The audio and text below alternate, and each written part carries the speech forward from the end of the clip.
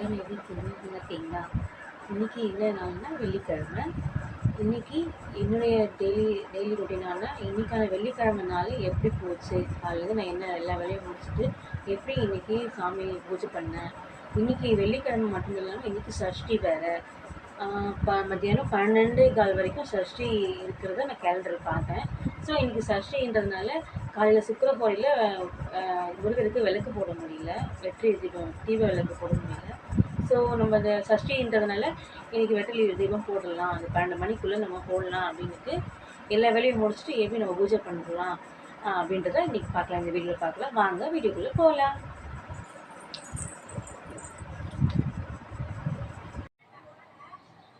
Hi, welcome to Sara mirror lifestyle channel. Mani இன்றைக்கி ஃப்ரைடேன்றதுனால இன்றைக்கி விலாக் நம்ம போகலாம். 7:50 ஆகிடுச்சு.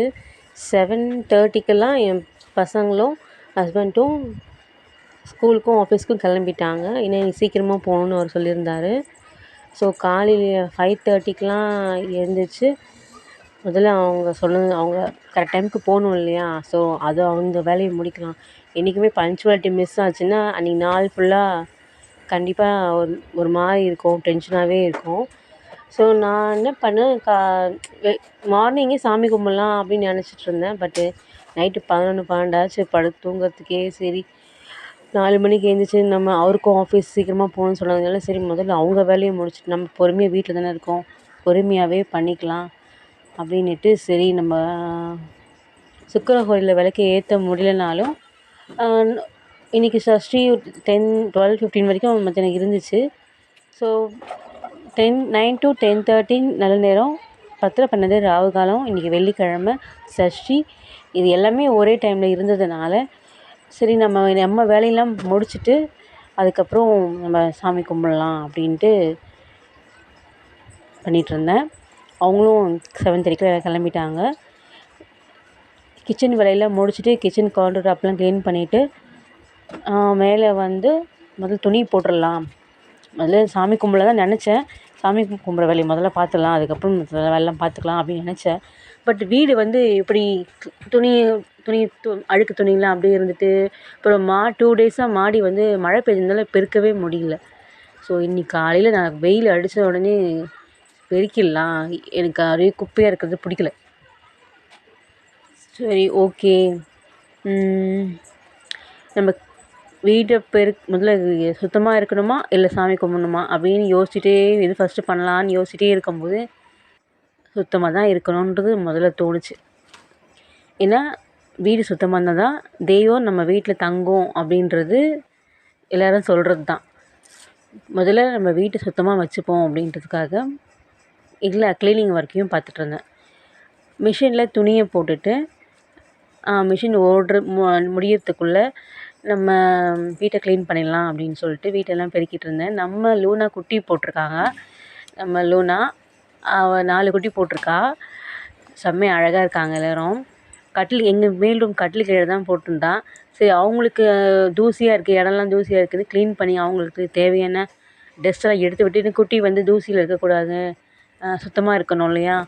அதனால் அவங்க இடத்த நல்லா க்ளீன் பண்ணி பெருக்கி எடுத்துகிட்டு அவங்களுக்கு துணியெல்லாம் உதறி எடுத்துகிட்டு போட்டுட்டு அது படுக்க வைக்கிறதுக்குள்ளே அந்த கத்திருந்தாங்க. இருந்தாலும் சரி படுத்த உடனே தான் அந்த இடத்துல அவங்க சேஃபாக இருக்காங்கன்றது ஃபீல் பண்ணாங்க போல். எல்லாம் க்ளீன்லாம் துணியெல்லாம் டஸ்ட்டெல்லாம் எடுத்துகிட்டு 4 பேரையும் படுக்க வச்சாச்சு.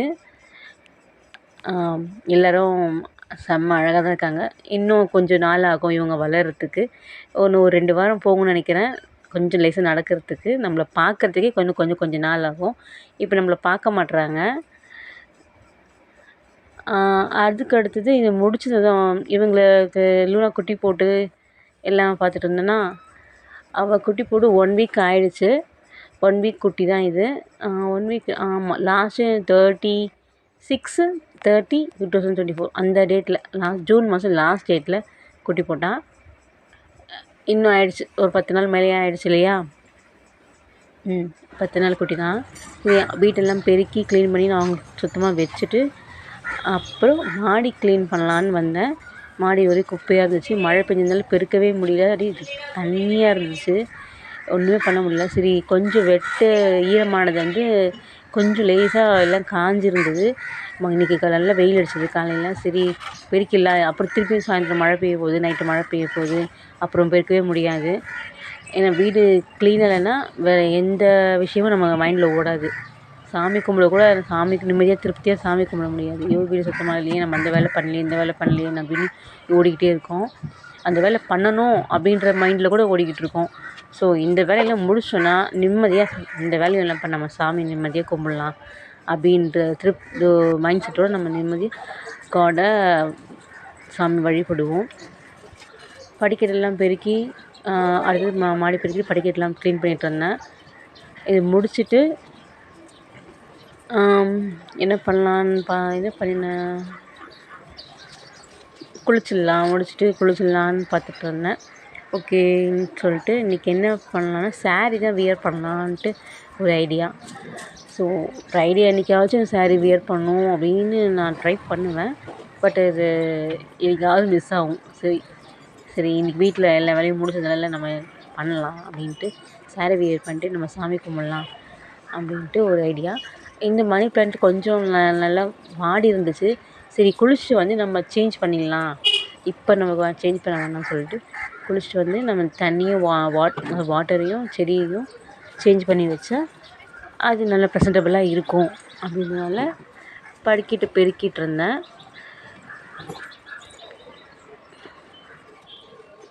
படிக்கிட்டு பெருக்கிட்டு என்ன ஸாரீ கலர் வியர் பண்ணலாம் அப்படின்ட்டு யோசிச்சுட்டே இருந்தேன். ஏன்னா மோஸ்ட்லி நான் ஸாரீ கட்ட மாட்டேன். எனக்கு சுடிதார் தான் கம்ஃபர்டபுள். ஸாரீ அந்தளவுக்கு கம்ஃபர்டபுள். அப்படி ஸாரீ எடுத்தால் நான் ஃபங்க்ஷனுக்கு போடுற மாதிரி தான் எடுப்பேன். வீட்டில் கட்டிக்கிற மாதிரி நான் அவ்வளோ எடுத்தது கிடையாது. என்கிட்ட அவ்வளோவா இல்லை. எல்லாமே ஃபங்க்ஷன் கட்டுற மாதிரி தான் இருக்குது. ஆனால் இப்போ சும்மா வீட்டில் இருக்கிறதுக்கு எதுக்கு ஃபங்க்ஷனுக்கு கட்டுற ஸாரீலாம் கட்டணும் அப்படின்ட்டு யோசிச்சுட்டு இருந்தேன். அதனாலேயே நான் ஸாரீ கட்ட மாட்டேன் மோஸ்ட்லி. சரி பரவாயில்ல, நம்ம ஸாரீ வேஸ்ட்டாக போகக்கூடாது. எடுத்து வச்சு நம்ம என்ன பண்ண போகிறோம், அது காசு தான் வேஸ்ட்டாக போகும். சரி நம்ம கட்டலாம், என்ன ஆகிட போகுதுன்னு சொல்லிட்டு பண்ணிட்டு இருந்தேன். ஸாரீ குளிச்சு வந்தாச்சு, ஸாரீ கட்டியாச்சு, ரெடி ஆயாச்சு. நம்ம முருகரை இன்றைக்கி சஷ்டி வழிபடுறதுக்கு ரெடி ஆயாச்சு. ரெடியாகி பூவெல்லாம் போட்டுட்டு தான் நான் வீடியோ எடுத்தேன். ஏன்னா நமக்கு டைம் போயிட்டுருக்கு. அந்த வீடியோ எடுக்கிறதுக்கு அந்த டைமிங்லாம் வேஸ்ட்டாக போகும். பாதி வேலையை முதல்ல முடிச்சிடலாம். நம்ம அந்த கரெக்ட் டைமுக்கு பண்ணணும் இல்லையா? என்ன தான் நம்ம நல்ல நேரம் அந்த டைமிங் ராவு காலத்தில் விளக்கேற்றுறதா இருந்தாலும் அது தாண்டக்கூடாது. அதுக்குள்ளேயே முடிச்சிடணும் அப்படின்றதுக்காகவே முதல்ல பூவெல்லாம் போட்டு எண்ணெய்லாம் ஊற்றி திரியெல்லாம் ரெடி பண்ணி வச்சாச்சு. அதுக்கப்புறம் தான் வீடியோ எடுக்க ஆரம்பித்தேன். ஸோ வீடியோ எடுக்கும்போது விளக்கேற்றும் போது வீடியோ எடுக்க ஆரம்பித்தேன். எல்லா விளக்கும் ஏற்றிட்டுருக்கேன். முதல்ல கீழேருந்து மேலே விளக்கு ஏற்றணுன்றதுனால அப்போ தான் நம்ம மேன்மை தரும் அப்படின்றதுனால கீழேருந்து தான் மேலே ஒவ்வொரு விளக்குக்கும் ஏற்றிட்டு இருந்தேன். எல்லா விளக்கு ஏற்றி முடிச்சு கடைசியாக தான் அந்த 6 விளக்கு, முருகருக்கான 6 விளக்கை ஏற்றினேன். அந்த 6 விளக்கு ஏற்றி முடிச்சுட்டு சாம்பிராணி தீபதூபம் கட்டிட்டு இன்றைக்கி முருகருக்கு பாயாசம் வச்சுருந்தேன். என்னென்னு செய்கிறதுன்னு ஒரே யோசனையாக இருந்துச்சு. சரி பாயாசம் செஞ்சிடலாம் அப்படின்ட்டு பாயாசம் வச்சுட்டு பிரசாதமாக வச்சேன். என்ன பேசுது ஒரு மாதிரி இருக்குது.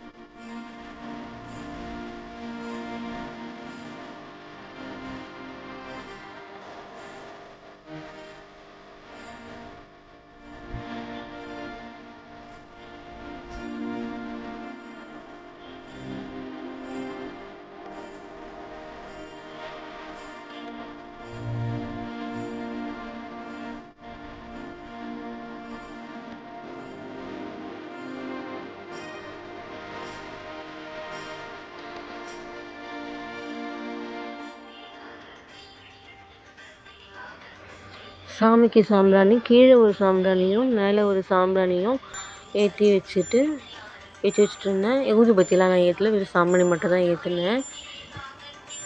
இந்த வீடியோ கொஞ்சம் ஒரு மாதிரி டல் அடிக்கும். ஏன்னா வந்து நான் ஃபோனில் எடுக்கலை.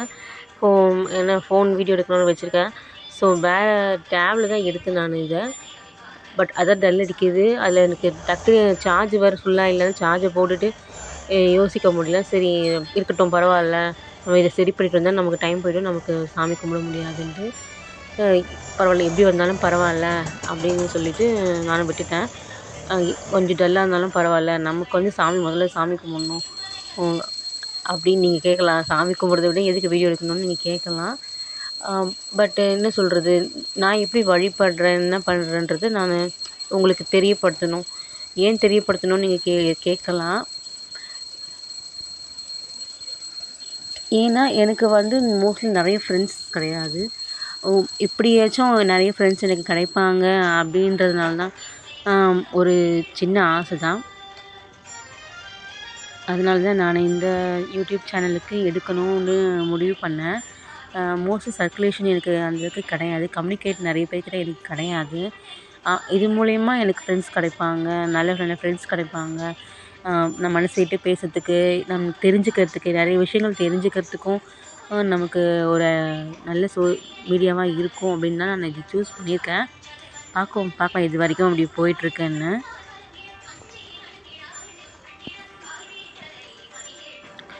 ஓகே ஃப்ரெண்ட்ஸ், சாமி கும்பிட்டு முடித்தாச்சு. தீபமும் ஆரத்தியும் காட்டியாச்சு. இந்த வீடியோ உங்களுக்கு பிடிச்சிருந்தா லைக் பண்ணுங்கள், ஷேர் பண்ணுங்கள், மறக்காமல் சப்ஸ்கிரைப் பண்ணுங்கள். முடிஞ்சால் கமெண்ட் பண்ணுங்கள், நல்லா இருக்கா நல்லா இல்லையான்னு கமெண்ட் பண்ணுங்கள். ஓகே ஃப்ரெண்ட்ஸ், தேங்க்ஸ் ஃபார் வாட்சிங். நெக்ஸ்ட் வீடியோவில் பார்க்கலாம். என்ன திருப்பி நான் வந்து சாமி கும்பிட்றதையே நான் காட்டிகிட்ருக்கேன். மற்றபடி இன்னும் வேறு எதுவும் வீடியோ எடுக்கலன்னு இல்லை. எனக்கு இந்த கொஞ்சம் ஒர்க் இருந்துச்சு ஒரு 5 டேஸாக. என்னால் எனக்கு ஒன்றும் ரெகுலர் ரொட்டீனான வீடியோ கூட என்னால் போட முடியல. ஆனால் கண்டிப்பாக நான் உங்களுக்கு போடுறேன். ஓகே ஃப்ரெண்ட்ஸ், பாய்.